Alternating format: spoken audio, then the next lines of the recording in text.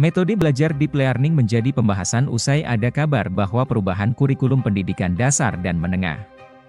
Menteri Pendidikan Dasar dan Menengah, Mendikdasmen, Abdul Mukti sempat menyebutkan akan menggagas kurikulum deep learning sebagai pengganti kurikulum Merdeka Belajar yang diterapkan saat ini.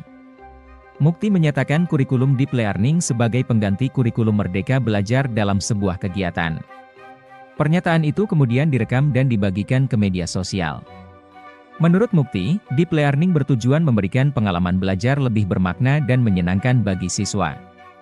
Deep learning memiliki 3 elemen utama, yaitu meaningful learning, meaningful learning, dan joyful learning. Meaningful learning, menyadari keadaan murid berbeda-beda.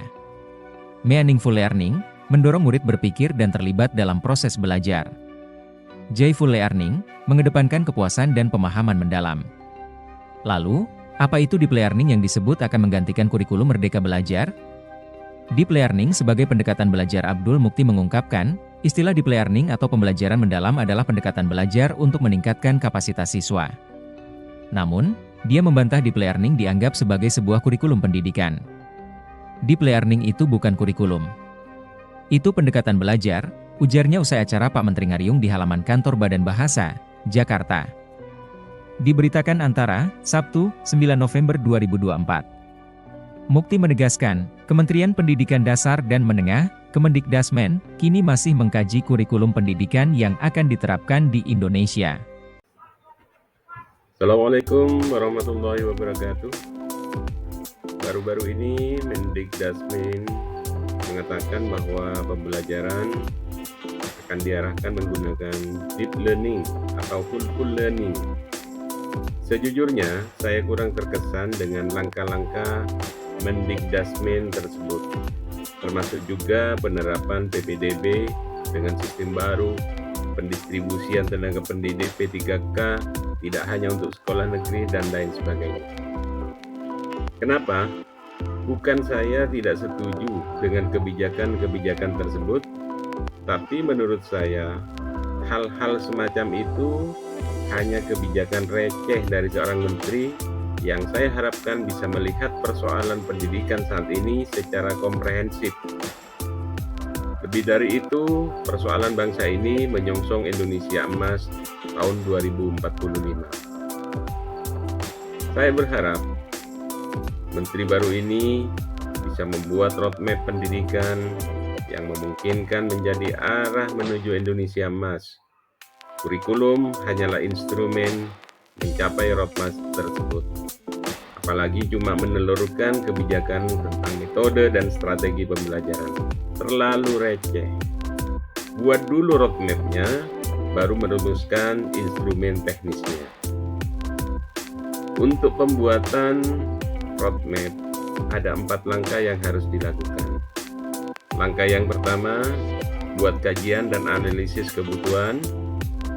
Langkah yang kedua, penyusunan roadmap pendidikan.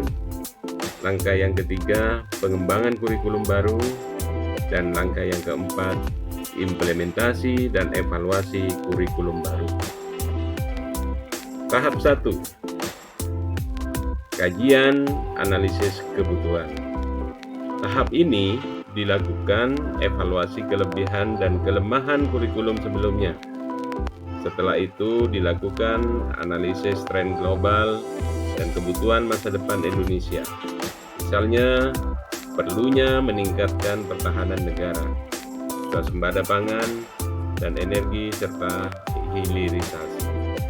Kesannya terlalu politis memang, tapi faktanya inilah yang harus dilakukan Indonesia untuk mencapai cita-citanya. Dan untuk mencapai itu semua, peran pendidikan menjadi hal yang terpenting. Langkah yang kedua, penyusunan roadmap pendidikan, yaitu penyusunan visi misi serta tujuan jangka panjang serta strategi dan metode untuk mencapainya. Langkah yang ketiga, mengembangkan kurikulum baru.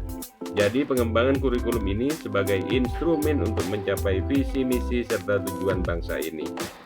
Dan langkah yang keempat, implementasi dan evaluasi kurikulum baru. Setelah kurikulum dibuat, maka langkah selanjutnya dilaksanakan dan terus dievaluasi untuk mencapai kesempurnaan. Inilah yang diharapkan dari Mendikdisman baru ini. Jadi pembuatan roadmap pendidikan dan kurikulum berdasarkan keadaan dan tantangan nyata dari bangsa Indonesia. Bukan sekedar menjiplak kurikulum negara lain lalu memodifikasinya. Maaf, itu sudah usang.